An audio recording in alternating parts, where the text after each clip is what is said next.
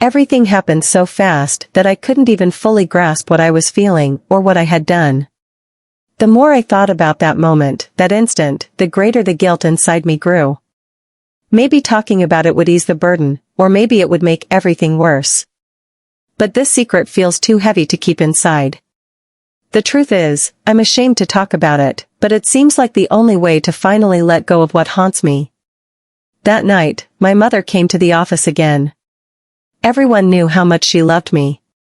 Her job as Kathy Marshall meant being hardworking, responsible, and always in control. My mother was a purchasing manager at a large company, and she often stayed late at the office some nights. Sometimes, she wouldn't even come home. Her passion for work always made me feel a little lonely, but for her, this was just normal. That evening, it was just Hector and me at home. My mother's new husband was a perfect man, 45 years old, muscular, well-groomed, and a human resources director.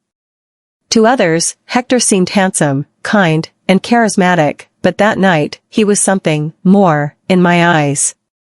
As for me, I'm Grace. I'm 23 years old and in my final year of architecture school. My life had always been orderly and under control. Thanks to my love for sports, I always kept in shape.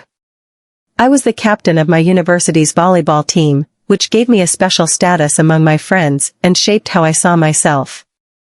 I liked taking care of myself, my hair, my skin, my clothes, they always had to be impeccable. I thought I was strong, disciplined, and put together. Until that night. Things weren't supposed to happen this way. That night started like any other normal evening, but it didn't take long to realize that nothing about it was normal. If you like hearing stories like this, make sure to subscribe to my channel and watch this video until the end. Trust me, this is a story you won't want to miss. That evening, I had prepared a delicious dinner for my mother and Hector. My mother had come home early from work, but I could honestly say she never lifted her head from her laptop the entire time. Even when we all sat at the dinner table, she kept checking notifications on her phone. She was just that dedicated to her job, famous for being disciplined, but I couldn't ignore the distance between her and Hector. Things had started changing a year after they got married. Hector was calm, mature, and romantic. I knew that about him. In fact, when he and my mother first started dating, we often talked about those very qualities. But now, I couldn't help but notice the sadness in his eyes. At dinner, everyone complimented the food. Even my mother, between her rushed bites, made an effort to say, "This is wonderful, thank you, Grace." But before we could even finish eating, she grabbed her bag and said, "I have some work to finish at the office. I'll probably be home late." And then she left. When Hector closed the door behind her and turned back to the table, he looked tired, distant. I started clearing the plates while he poured himself a glass of water, staring out the window. Something wasn't right. Hector usually carried this natural, positive energy. But tonight was different. After I finished washing the dishes, I went into the living room. Hector was sitting on the couch, staring at the dark TV screen. I sat down next to him and gently asked, "Are you okay?" He seemed startled for a moment, then turned his head toward me and gave a faint smile. "I'm fine, Grace. Just a little tired." But from the look in his eyes, I knew he was saying the opposite of what he really felt. The silence stretched between us, heavy. I felt a nudge inside me and said, "You know, Hector, I'm not used to seeing you like this." He paused for a moment, then took a deep breath and said, "Some days are harder than others. Kathy's work, her passion. I understand it. I really do. But sometimes, I don't know. I just feel a little lonely." His voice caught slightly at the end. I never expected him to admit something like that. Hector was always the calm, composed, strong type. But in that moment, he was so human. All I could say was, "You're right." The weight of that moment changed the atmosphere in the living room. The silence felt like it was both pulling us apart and somehow drawing us closer at the same time. I wanted to help him feel better. After my mother left for work, Hector turned on a movie in the living room. He stretched out lazily on the corner of the couch, flipping through channels with the remote. His eyes were on the screen, but it was obvious his mind was somewhere else. Without saying anything, I walked into the kitchen. I decided to make coffee, not because I really wanted any, but because I didn't want him to feel alone. A few minutes later, I returned to the living room with 2 cups. "I made one for you too," I said with a smile. He looked up, a little surprised, then gave me a small, grateful smile as he took the cup. "Thank you, Grace. That's really thoughtful." I sat at the opposite end of the couch. There were a few cushions between us, but even being this close to him felt different. On the TV, a romantic movie was playing. I had always known Hector was a romantic guy, but I was surprised he was watching something so cliché. I smiled slightly and said, "I didn't take you for someone who watches these kinds of movies." He shrugged. "Sometimes they're good for helping you forget things," he said, setting his cup on the side table. "A little bit of emotion here and there isn't so bad." As we started watching, our conversation flowed naturally. We commented on certain scenes, sometimes laughing, sometimes debating the characters' choices. Hector's deep voice, and the way he gave me his full attention, stirred something unfamiliar inside me. The romantic scenes in the movie somehow made the quiet moments between us feel heavier. At one point, I felt his gaze on me. At first, he said nothing, but I noticed how he tried to look away. That's when I realized, I had unconsciously crossed my legs, making my black shorts right up slightly. My tank top, due to the way I was sitting, fit more snugly than usual. As I subtly adjusted myself, I couldn't help but wonder. Were those fleeting glances from him actually intentional? Or was I just imagining things? In that moment, even though he didn't say a word, the way he looked at me, just for a second, felt both thrilling and confusing. Combined with the romantic scenes playing on the screen, the air in the room felt thick. I tried to appear calm on the outside. But inside, I was completely unsettled. In the end, I couldn't take it anymore. "I think I'm a bit tired. I'll go upstairs and rest for a bit," I suddenly said, standing up. Hector tilted his head slightly and said, "Of course, Grace. Sleep well." But there was something hidden in his voice. As soon as I entered my room, I closed the door and took a deep breath. My heart pounded in my chest. What I had just felt, the subtle tension I noticed, terrified me. I couldn't fully define it, but I knew I needed to escape those emotions. I lay down on my bed and closed my eyes, but his gaze never left my mind. Even after retreating to my room, Hector's presence lingered in my thoughts. The scenes from that movie and the strange tension between us kept replaying in my head. The more I thought about how perfect of a man he was, the greater my guilt grew. When he married my mother, everyone knew he was romantic and faithful. He was the kind of man who brought stability, discipline, and a sense of security to the life of a hardworking and busy woman like my mother. Hector was like winning the lottery. But at the same time, I couldn't help but notice how physically attractive he was, the broad shoulders, the captivating eyes, and the calm smile that appeared when he spoke. It was hard not to feel something, even for someone like me. Those glances I noticed throughout the movie, it was as if something had shifted. I was almost certain that he had noticed me too. The more these thoughts invaded my mind, the more I felt both guilty and strangely exhilarated. I was angry at myself. I shouldn't feel this way. It wasn't right. But my rapid heartbeat and the tingling sensation surging inside me told me otherwise. I had been silent for so long that I hadn't realized just how much Hector's presence had affected me. Now, it was too clear. That night, I finally fell asleep amid these chaotic thoughts. Even in my dreams, his face was still there. When I woke up the next morning, a wave of shame washed over me. But getting rid of these thoughts seemed impossible. As days passed, things between Hector and me began to change. On the nights my mother worked late, we were often alone together. Our interactions became more familiar. At first, I was unintentionally shy and nervous, but Hector's calm and friendly demeanor put me at ease. Every time I looked at him, I felt a spark inside me. With each passing day, I found myself more drawn to him, and at the same time, I hated myself for feeling this way. I was almost certain Hector noticed the change too. Those moments when our eyes met, the slight electricity, I felt it rush through me like a storm every time. Knowing that he noticed me, too, made me happy in some way. But it also terrified me.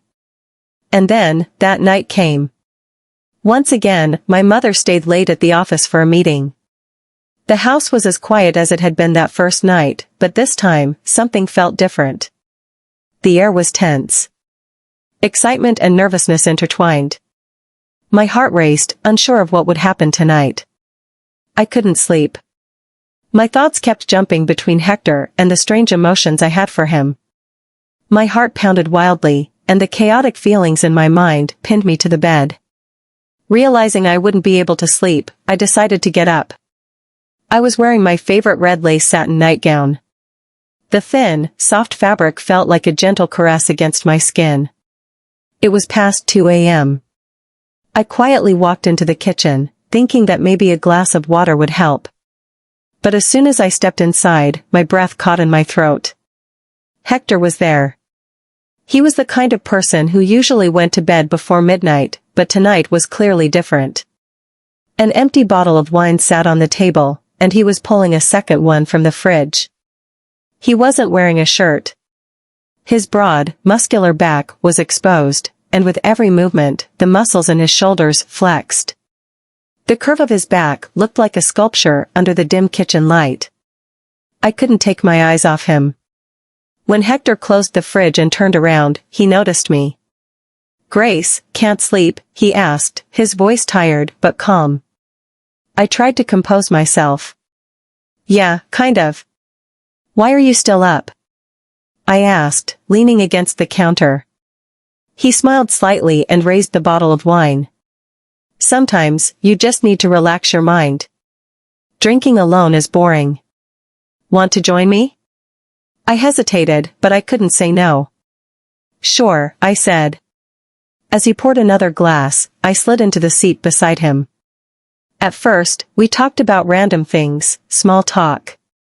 But as we finished our drinks, the conversation grew deeper. We talked about my mother. Hector's job. Life in general. Once again, I was reminded of how mature and composed he was. His openness made me feel comfortable, and before I knew it, laughter filled the quiet kitchen. "These chairs are a little uncomfortable, aren't they?" Hector said after a while, his gaze sending a shiver through me. "Want to move to the living room? It's more comfortable there." The thought of being alone with him in another room sent a wave of nervousness down my spine. But I nodded. We got up and moved to the living room. Hector sat on the couch, and I sat next to him. The space between us was getting smaller, physically and emotionally. The wine had made both of us slightly tipsy. My eyes kept drifting to his strong hands, the faint stubble on his face, and the way he carried himself with such confidence. He was looking at me too. For too long. "Grace," he murmured softly. At that moment, my heart pounded so fast. Everything around me felt like a blur. Looking into his eyes, I whispered a few shaky words. "You're really handsome," I said, my voice trembling. "And perfect in every way." The pull I felt toward him grew stronger. My eyes locked onto his, and slowly, I rested my head on his shoulder. For a moment. Maybe longer. It was just us. Nothing else existed. Just us and that moment. Hector gently rested his head against mine. And we sat there in complete silence. After a while, our eyes met again, and we were so close that neither of us could look away. And then everything unfolded, I couldn't stop. My lips touched his, soft and fearless, and then deeper this time, a kiss filled with emotion. We took another step forward without a single word. As Hector's hand rested on my waist, a warmth spread through my entire body, making me shiver to my core. Within seconds, I found myself in his arms as he pulled me closer. My breath caught in my throat, there was excitement but also hesitation. Yet, in that moment, it was just us. As Hector's hand slid down from my waist, I felt every movement ripple through me. I tilted my head slightly, leaning in too close to resist him any longer. In the heat of the moment, I pressed a soft kiss to his neck, the light touch sending waves of emotion through me. That moment surpassed everything, nothing else mattered. We were just living in it. My body melted into the warmth of Hector's hands. Every movement he made seemed more intentional than the last. My hands trailed over his shoulders and neck, trembling as the intensity of the moment consumed me. Being this close to him, feeling the depth in every touch, completely overwhelmed me. Hector's gaze locked onto mine, deep and intense. At that moment, the rest of the world faded away. Nothing else mattered except being with him. When my hands finally gave in and wrapped around his neck, I felt him draw me even closer, filling every inch of space between us. As Hector's arms tightened around my waist, pulling me into his embrace, I forgot everything else. My doubts, my fears, all of it disappeared. All that remained was the undeniable connection between us. My lips found his again, and as our kiss deepened, my body refused to retreat. Every touch, every movement, it felt like my whole soul was drawn to him. As Hector's hands moved with more certainty and intent, I matched his pace, drawn to him with equal intensity. Our shared moment erased all distance between us. In my mind, there was only one thought: to belong to this moment. I opened my eyes after what felt like hours of restless tossing and turning in bed. It was nearly 4 a.m. I saw Hector moving quietly, slipping out of bed and gathering his clothes from the floor. My vision was still blurry, but I was frozen in the lingering impact of the moment. As I watched Hector leave the room, my eyes landed on my red satin nightgown. It was still on the floor, a reminder of everything that had just happened. My body felt exhausted, and the alcohol was still in my system. Closing my eyes tightly, my thoughts swirled with emotions and the chaos of the night. Eventually, I drifted into unconsciousness until morning. When I woke up to the first light of day, it took me a long time to open my eyes. My head throbbed, and I was still dizzy from the alcohol.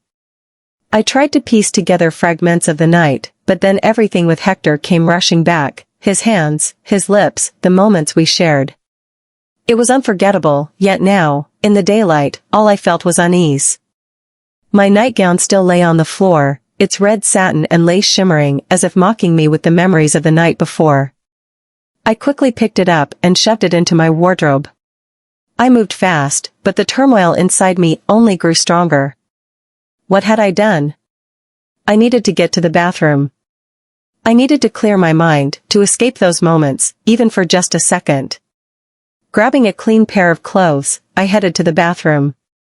With every step, flashes of the night came back to me, the warmth of Hector, the feel of his lips on mine. But now, all I felt was a weight pressing down on me. The night had been intense, but it was also overwhelming. What was happening to me? The hot water from the shower eased some of the tension in my body, but I couldn't shake the heaviness inside me. Stepping out, I stared at myself in the mirror. The exhaustion in my eyes. The emotions that refused to fade. I could feel it all. Taking a deep breath, I tried to gather myself and walked toward the sounds coming from the kitchen. My mother and Hector were having breakfast. They smiled at me, but their smiles brought me no comfort. Instead, they added to the weight pressing down on me, like I was carrying a burden I couldn't fully understand. Flashes of the night before, their closeness, his hands, those moments, Hector so near, the intensity in his eyes. "I'm not hungry," I mumbled, my voice hoarse and shaky. All the emotions I didn't want to name boiled inside me: confusion, uncertainty. Nothing felt the same anymore. I could feel the awkward silence hanging heavy in the air, like a dark cloud. I just needed to get out, somehow. Then, as I passed the kitchen on my way back to my room, I glanced into the living room, and the memories hit me like a wave. That night. Being with Hector. My chest tightened at the thought of it. It was strange. But in some way, it was also unforgettable. I felt drawn to him. But the uncertainty and turmoil inside me only grew stronger. I knew I couldn't take it anymore. Staying here with these emotions was impossible. I thought long and hard, trying to figure out what I should do. And finally, I had my answer. I couldn't stay. I needed to leave. So, I packed some of my things and decided to slip away early in the morning before anyone noticed. I didn't know how I would explain it to everyone, but I didn't need this house, this life, this wasn't for me anymore. I needed to find clarity. And leaving was the only way. If you've made it this far, I know my story has had a strong impact on you. There's so much more to share, and you won't want to miss a thing. So hit the follow button, turn on notifications, and don't forget to leave a comment about this story. I'd love to hear your thoughts, so let's talk in the comments. Your support means the world to me.